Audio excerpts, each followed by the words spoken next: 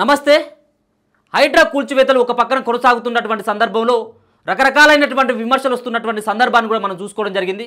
ముఖ్యంగా పేదవాళ్ళ ఇల్లు ఎలా కూలుస్తారని చెప్పేసి చాలా రకాలైనటువంటి విమర్శలు ఎదుర్కొంటున్నటువంటి హైడ్రాకి మరి ఈరోజు జరిగినటువంటి తీరు ఏదైతే మాదాపూర్ ప్రాంతంలో ఉన్నటువంటి సున్నం చెరువు దగ్గర చాలామంది పేదవాళ్ళ ఇల్లు కూల్చివేశారన్నటువంటి ప్రధానంగా సోషల్ మీడియాలో విపరీతమైనటువంటి చర్చ నడుస్తూ ఉంది.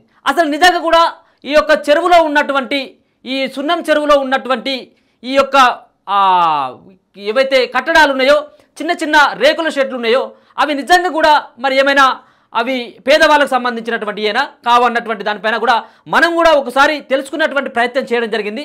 అక్కడ వాళ్ళతో మాట్లాడించేటువంటి ప్రయత్నం చేయడం జరిగింది.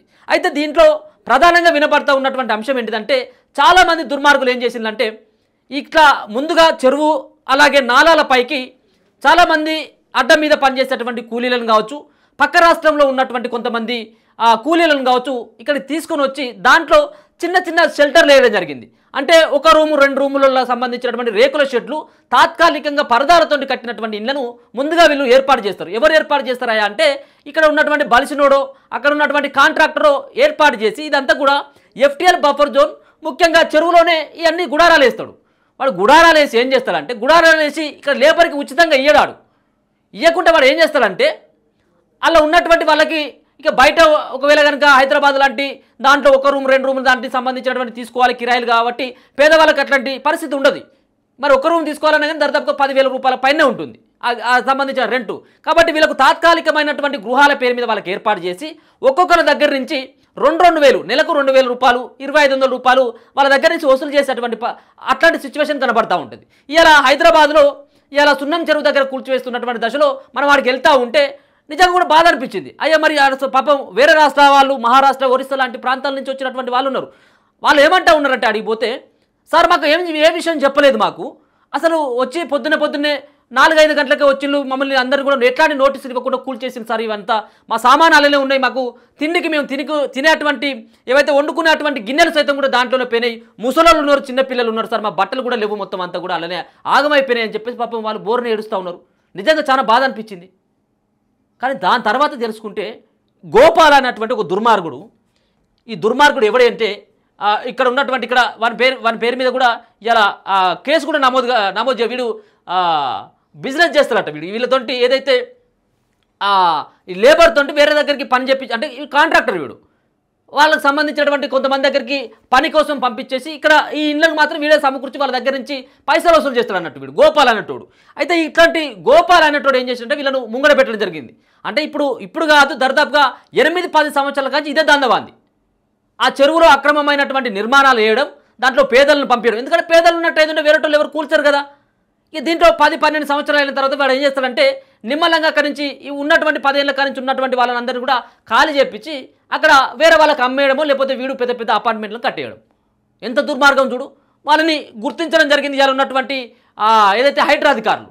ఇలా వాళ్ళు బయటకు వచ్చి ఏడుస్తూ ఉన్నారు. ఒక్కొక్కరైతే కిరోసిన్ పోసుకొని ఉన్నారు, పాప 10 ఏళ్ళ నుంచి మేము ఉన్నామని చెప్పేసి మేము ఆత్మహత్య శరణం అంటా ఉన్నారు. పాపం వాళ్ళే కావు, కొంతమంది వాళ్ళు సొంతంగా కట్టుకున్నటువంటి ఇల్లు కావు, అక్కడ తాత్కాలికంగా వేసుకున్నటువంటి వాళ్ళే కిరాయి ఇవ్వకుండా వాళ్ళ సొంతంగా అన్నట్టుగా కూడా కాదు.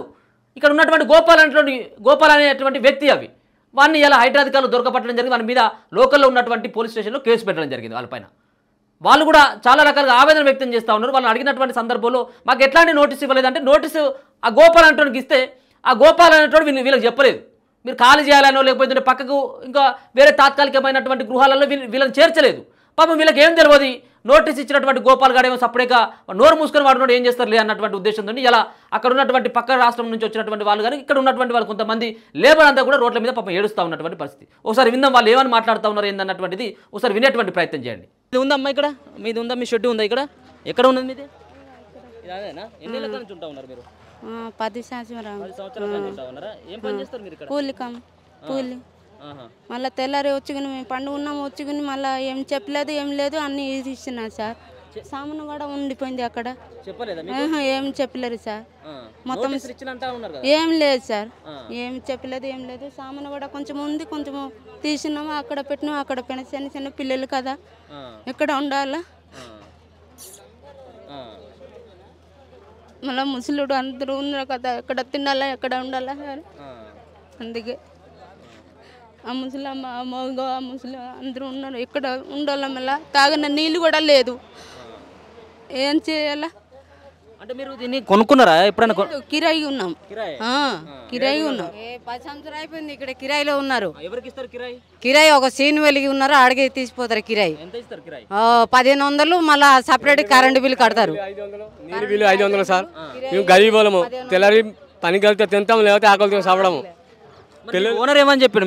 మీది సొంత ఇల్లు కాదు ఇది? మేము మా సొంత ఇల్లు కాదు సార్. ఇక్కడ గుడిసెలు కట్టుకొని మేము ఉన్నాం సార్. కట్టెలు తెచ్చుకొని గుడిసెలు కట్టుకొని ఉన్నాము. గరీబోళం మనం. రోజు కూలి పడితే తింటారు, లేకపోతే ఆకలితో సావడము. ఈ చిన్న పిల్లలకి అసలే బట్టలు అంత ఉండిపోయినాయా, బట్టలు గట్ట అంత ఇరిసేనే అర్థం ఏటు తీయలేదు, ఏటు తీయలేదు. వంట లేదు, ఏం లేదు, సానం కూడా లేదు. సడన్ లో వచ్చి పగలు కొడితే ఎలా చేయాలి? చిన్న పిల్లలకు తీసి ఇటుపోయా సార్. ముందు ఒక నెలకి 15 రోజు ముందే చెప్తే అని చేయాలి. సడన్ లో వచ్చి 6 గంటకి పగలు కొట్టినారు. ఈరోజు మాకు డ్యూటీ ఉంది, డ్యూటీకి వెళ్తే కూలి, లేకపోతే లేదు. ఆకలితో సావడము. సో ఇక్కడ కొంతమంది వ్యక్తులంతా కూడా ఏదైతే వాళ్ళు చెరువులో అక్రమమైనటువంటి కట్టడాలు కట్టినటువంటి వ్యక్తులేమో బడాబాబులు ఉన్నారు. ఇటువంటి పాపం పేదవాళ్ళకేమో కిరాయిలు తీసుకొని ఇచ్చేటువంటి పరిస్థితి. అంటే ఒక పక్కన వీళ్ళ దగ్గర నుంచి ఎవరైతే ఇక్కడ ఉన్నటువంటి మున్సిపల్ సంబంధించినటువంటి అధికారులను మేనేజ్ చేసి ఇక్కడ గుడిసెలు వేసేటువంటి ప్రయత్నం ఈ పేదవాళ్ళని ముంగట పెట్టి మనకి ఇక్కడ స్పష్టంగా అర్థమవుతుంది. వీళ్ళని ముంగట పెట్టి గుడిసెలు వేసుకోవడం, దాని తర్వాత అక్రమంగా ఏర్పరచుకున్నటువంటి పెద్ద పెద్ద బిల్డింగ్లు కట్టడం మరి ఇది సహజంగా అయిపోయింది. పాపం ఇక్కడ ఉన్నటువంటి వీళ్ళందరూ కూడా మరి వీళ్ళందరూ కూడా రోజు పనిచేస్తేనే వాళ్ళకు పుట్ట గడవాల్సినటువంటి పరిస్థితి. వాళ్ళ యొక్క సామాను ఎవరు కూడా వాళ్ళకు ఒక పక్కన ఓనర్కు నోటీస్ ఇవ్వచ్చు, కానీ వీళ్ళకి పాపం తెలియదు. ఇదంతా తెలియకపోవడంతో 15 రోజుల క్రితమే నోటీసులు ఇచ్చినని చెప్పేసి హైడ్రా అధికారులు చెప్తా ఉన్నారు. ఇక్కడేమో వీళ్ళకి తెలియనటువంటి పరిస్థితుల నేపథ్యంలో ఈరోజు ఉదయమే వీళ్ళు పడుకున్నటువంటి దశలోనే ఇంట్లో సామాను, వంట గిన్నెలు కానీ ఇక్కడ ఉన్నటువంటి అన్ని సామాన్లు అంతా కూడా ఇప్పుడు మొత్తం అంతా కూడా దాంట్లోనే నేలకూరిపోయినాయి, మొత్తం అంతా కూడా పగిలిపోయినాయి అని చెప్పేసి ఆవేదన వ్యక్తం చేస్తూ ఉన్నటువంటి సిచ్యువేషన్ ఇక్కడ కనపడతా ఉంది. వీళ్ళందరూ కూడా ఎక్కడ మీద మంది ఒడిశా శ్రీకాకుళం బోర్డర్ సార్. మంది శ్రీకాకుళము ఒడిశా బోర్డర్ ఉన్నాము అందరము. మనం గరీబోళం అందరము సార్. ఇక్కడ ఉన్న వాళ్ళు అందరూ గరీబోళమే. కష్టం పడితే తింటాం, లేకపోతే ఆకలితో సావడము. గుడిసెలు వేస్తున్నాము, గుడిసెలు కూడా రెంట్ కడుతున్నాము, కరెంట్ బిల్లు కూడా కడుతున్నాము, 500 లెక్క నీళ్ళు బిల్లు కూడా కడుతున్నాం సార్. మరి చెప్పకండి 7 సెకండ్లు మన గుడిసెలు మొత్తం పీకెళ్ళారు సార్. కొన్ని సామాన్లు పోయినాయి, కొన్ని సామాన్లు ఉన్నాయి. మరి ఎలాగ పిల్లలతో ఎలాగ బతక, ఈ పిల్లలతో ఎలాగ బతకాలి సార్? ఇక్కడ కనబడతా ఉంది పాపం ముసలి వాళ్ళు, చిన్న చిన్న పిల్లలంతా కూడా మరి వాళ్ళందరూ కూడా రోడ్ల మీద పడేటువంటి పరిస్థితి. ఎందుకంటే వీళ్ళందరూ కూడా కిరాయి, వీళ్ళు ఏది శాశ్వతమైనటువంటి ఇల్లు గృహాలు కట్టుకోలేదు, కేవలం ఇక్కడ కిరాయి ఉండి బతికేటువంటి వాళ్ళే వీళ్ళందరూ కూడా. ఇక్కడ ఈ స్టేట్ వాళ్ళకి కాదు, ఇక్కడ పక్కన ఉన్నటువంటి స్టేట్ వాళ్ళు కూడా ఇక్కడ ఉపాధి కోసం రావడం జరిగింది. వీళ్ళకు అంత తెలియదు, హైడ్రా అధికారులు కూలుస్తూ ఉన్నారు అని చెప్పేసి తెలియదు.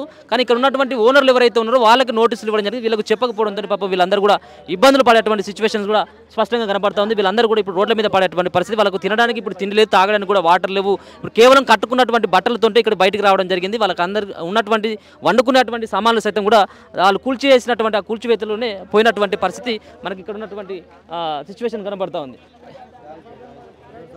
మాట్లాడతారా?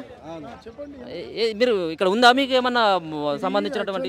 ఇది సర్వే నెంబర్ 31లో ఉంది ఇది భూమి. అయితే ఇక్కడ నూరుద్దీన్ ఖాద్రి అని ఒక ఓనర్ ఉన్నారు, ల్యాండ్ ఓనర్. ఆయన ఇక్కడ చాలామంది దగ్గర నుంచి ఇక్కడ మీకు భూమి ఇస్తాం, అది ఇస్తాం సర్వే నెంబర్ 31లో అని మా దగ్గర నుంచి డబ్బులు కూడా తీసుకున్నారు. 2010-12లో తీసుకున్నాడు. అప్పటి నుంచి వీళ్ళే ఉన్నారు ఇక్కడ పొజిషన్లో, మేమే ఉన్నామని మాకు చెప్పారు. అయితే మేము వాళ్ళదే ఉంది భూమి అని ఇక్కడ ఒక ఆశ మీద ఉన్నాం మేము. ఇప్పుడు వచ్చి చూస్తే ఇది హైదరాబాద్ వచ్చి ఇది ఎఫ్ఎల్ ల్యాండ్లో వస్తుంది అని మొత్తం పలగొట్టేసినారు. వాళ్ళు ఏమంటారు, మేము ఇక్కడ ఓనర్ ఉన్నారు, మేము ఇక్కడ దాదాపు 50-55 ఇయర్స్ 60 ఇయర్స్ నుంచి మాదేది భూమి అంటారు వాళ్ళు. ఇప్పుడు వచ్చి ఇది హైదరాబాద్ అని వితౌట్ నోటీస్ ఏమైనా ఇవ్వకుండా మొత్తం పలగొట్టేసినారు ఇది. అయితే ఇది land actually survey number 31 Syed Shah యాయా ఆలం ఖాద్రి, లేకపోతే ఇది ఎఫ్ఎల్ ల్యాండా మాకు కూడా ఇప్పుడు అర్థం అవుతలే. కొనుక్కున్నారా ఇక్కడ? అగ్రిమెంట్ ఉంది నా పేరు మీద. వీళ్ళు 1200 స్క్వేర్ యార్డ్ అగ్రిమెంట్ చేసి ఇచ్చారు నాకు. మీకు సయ్యద్ షా నూరుద్దీన్ ఖాద్రి అని ఒక పెద్ద మనిషి ఉన్నాడు. ఆయన ఏమంటాడు, ఇది భూమి మా తాతాది ఉంది మొత్తం మల్లాపూర్ విలేజ్ అని అంటారన్న. సర్వే నెంబర్ 1-55 మొత్తం భూమి వాళ్ళదే ఉంది అంటారు. దీంట్లో కూడా ఈ భూమి మీద హైకోర్టులో కేసు కూడా నడుస్తుంది, కలెక్టర్లో కూడా ఉంది, అందరి దగ్గర ఉంది ఇది. కానీ ఇప్పుడు పొద్దున నాకు ఫోన్ వచ్చింది, ఇక్కడ మొత్తం పలగొట్టేసినారా అంటే నేను ఇక్కడ వచ్చి చూస్తే మొత్తం డిమాలిష్ అయిపోయింది. ఇక్కడ వీళ్ళకి నోటీస్ ఇచ్చారా లేదా ఏంటి ఏమో నాకు కూడా ఏం ఐడియా లేదు. కానీ ఇప్పుడు దీంట్లో మీరు ఏమైనా కట్టినలా? ఏం కట్టలే, మాకు ఇప్పుడు మొత్తం క్లియర్ అవుతుంది భూమి అని వీళ్ళు ఓనర్ చెప్తున్నారు. ఏదో మన నూరుద్దీన్ ఖాద్రీ ఇంకా జీపీ హోల్డర్ ఉన్నారు ఇద్దరు, వాళ్ళు కూడా అదే చెప్తున్నారు. ఇప్పుడు మొత్తం క్లియర్ అవుతుంది, అయిన తర్వాత మనం పని స్టార్ట్ చేద్దాం, అందరికీ ఎవరెవరికి మేము కమిట్మెంట్ ఇచ్చినాం వాళ్ళకి హ్యాండ్ ఓవర్ చేస్తామని చెప్పినారు. కానీ ఇప్పుడు వచ్చి పొద్దున చూస్తే ఏమవుతుంది, ఇక్కడ మొత్తం ఎఫ్టీఏ ల్యాండ్ ఎఫ్టీఎం భూమి అంటున్నారు. ఇప్పుడు ఎవరు కరెక్ట్ ఉన్నారు మాకు అయితే ఐడియా లేదు. ఇంకా ఏముంది చెప్పండి, మీరే చెప్పండి. ఇప్పుడు హైడ్రా అధికారులు ఇక్కడ రావడం, ఈ కూల్చివేయడం, ఒక పక్కన ఇదంతా కూడా ఎఫ్టీఎల్ పరిధిలో ఉందన్నటువంటి ఉద్దేశంతో వాళ్ళు ఇక్కడ కూల్చివేస్తూ ఉన్నటువంటి పరిస్థితి కనబడతా ఉంది. ఇదంతా కూడా పట్టల్యాండ్ కాదని చెప్పేసి తేలడంతో కదా ఇక్కడ అంతా కూల్చివేతలు. మీరు చెప్తున్నారు అది, కానీ ఎన్ని సంవత్సరం నుంచి ఎవరో ఇక్కడ ల్యాండ్ మీద పొజిషన్లో ఉన్నారు, వాళ్ళు ఏమంటున్నారు ఇది మా భూమి అంటున్నారు. ఇది సర్వే నెంబర్ 39 రిలేటెడ్ ఉంది, ఇది భూమి సర్వే నెంబర్ 30 అది చెరువు ఉంది, సర్వే నెంబర్ 30 పక్కా ఇది సర్వే నెంబర్ 31, ఇది సర్వే నెంబర్ 31 చాలా పెద్దది ఉంది. ఇది దాంట్లో ఆల్మోస్ట్ 30 ఎకర్స్ ఏదో ఉంది మొత్తం. సర్వే నెంబర్ 20 ఎకర్ 31లో 20 ఎకర్ పైననే ఉంది ఇది భూమి. అది 30ది దీనికి సంబంధం ఏముంది చెప్పండి మీరు. 31 అయితే పట్టా ల్యాండ్ ఉంది ఇది. వీళ్ళు ఏమంటున్నారు ఇది ఎఫ్టీఎల్ ల్యాండ్ అంటున్నారు వీళ్ళు.